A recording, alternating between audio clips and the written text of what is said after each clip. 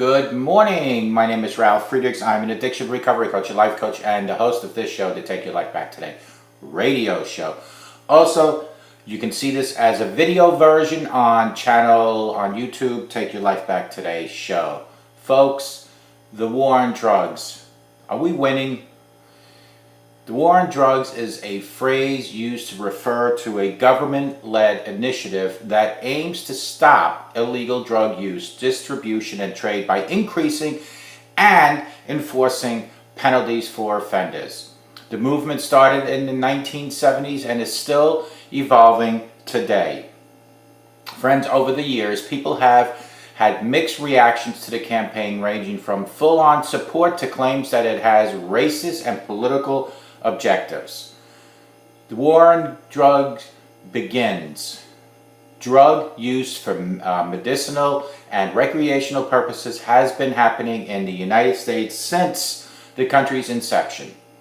In the 1890s, the popular Sears and Roebuck catalog included an offer for a syringe and a small amount of cocaine for $1.50. Can you believe that? At that time, cocaine had yet not been outlawed.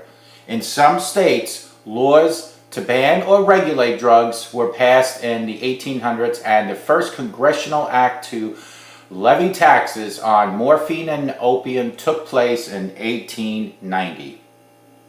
The Smoking Opium Exclusion Act in 1909 banned the possession, importation, and the use of opium for smoking. However, opium could still be used as a medication. This was the first federal law to ban the non-medical use of the substance. In 1914, Congress passed the Harrison Act, which regulated and taxed production, importation, and distribution of opiates and cocaine.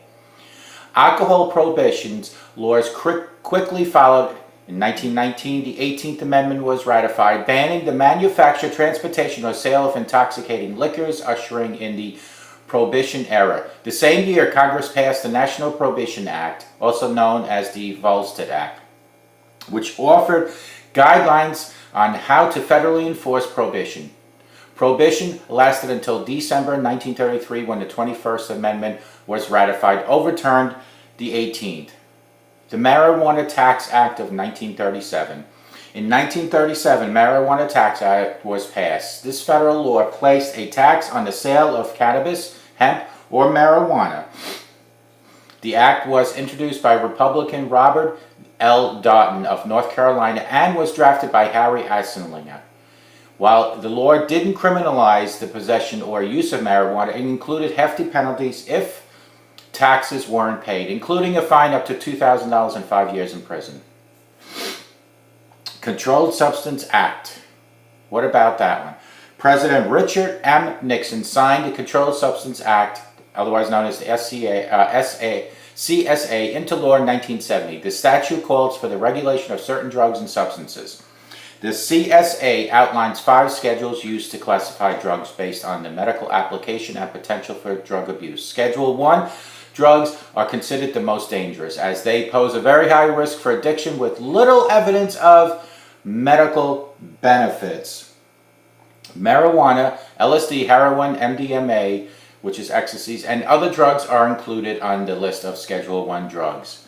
The substances considered least likely to be addictive, such as cough medications with small amounts of codeine, fall into Schedule 5 category. Nixon and the war on drugs.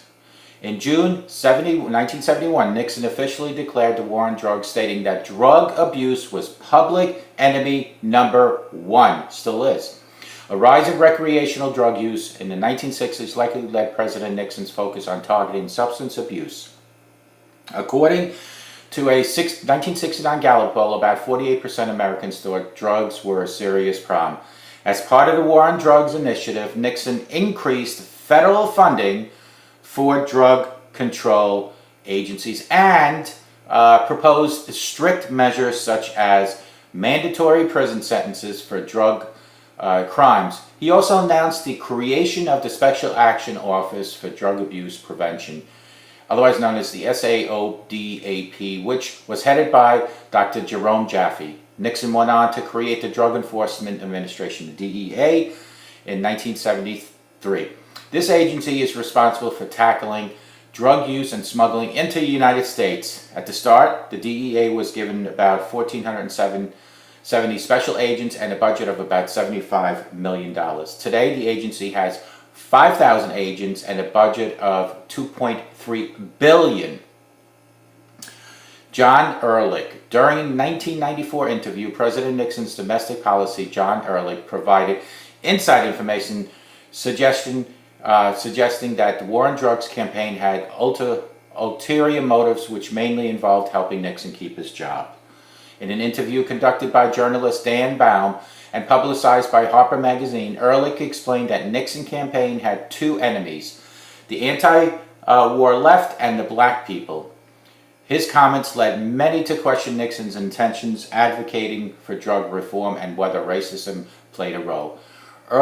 Ehrlichman was quoted as saying, "We knew we couldn't make it illegal to be either against the war or black, but by getting the public to associate the hippies with marijuana and blacks with heroin, and then criminalizing both heavily, we could disrupt those communities. We could arrest their leaders, raid their homes, break up their meetings, and vilify them night after night on the evening news. Did we know we were lying about the drugs? Of course we did. In 1970s and the war on drugs. In the mid-70s, the war on drugs took a slight hiatus. Between 73 and 77, 11 states decriminalized marijuana. Imagine that? Whether you smoked it or you possessed it. Jimmy Carter became the president in 77 after running on a political campaign to decriminalize marijuana. During his first year in office, the Senate Judiciary Committee voted to decriminalize up to 1 ounce of marijuana. Say no to drugs. In the 1980s, President Ronald Reagan reinforced and expanded many of Nixon's war on drugs policies. 1984, his wife Nancy launched the slogan "Just Say No" campaign, which was an effort to educate children on the dangers of drug use. My book, Say Yes to Hugs, No to Drugs, is based on some of that. President Reagan's refocus on drugs led to significant increase in incarcerations for nonviolent drug crimes. In 1986, Congress passed the Anti-Drug Abuse Act, which established mandatory minimum prison sentence for certain drug offenses. This law was later heavily criticized as having racist ramifications because it allocated longer prison sentence for offenses involving the same amount of crack cocaine used more often by black Americans as powder cocaine used more often by white Americans. Critics also pointed to data showing that people of color were targeted and arrested on suspicion of drug use at higher rates than whites, leading to disproportionate incarceration rates among communities of color. The war on drugs in the 21st century. Public support for the war on drugs has kind of waned in recent decades. Some Americans and policymakers feel that campaign has been ineffective or has led to racial divide. However, others still passionately support the effort. In 2010, Congress passed the Fair Sentencing Act, otherwise known as the FSA, which reduced the discrepancy between crack and powder cocaine offenses from 101 to 18-1.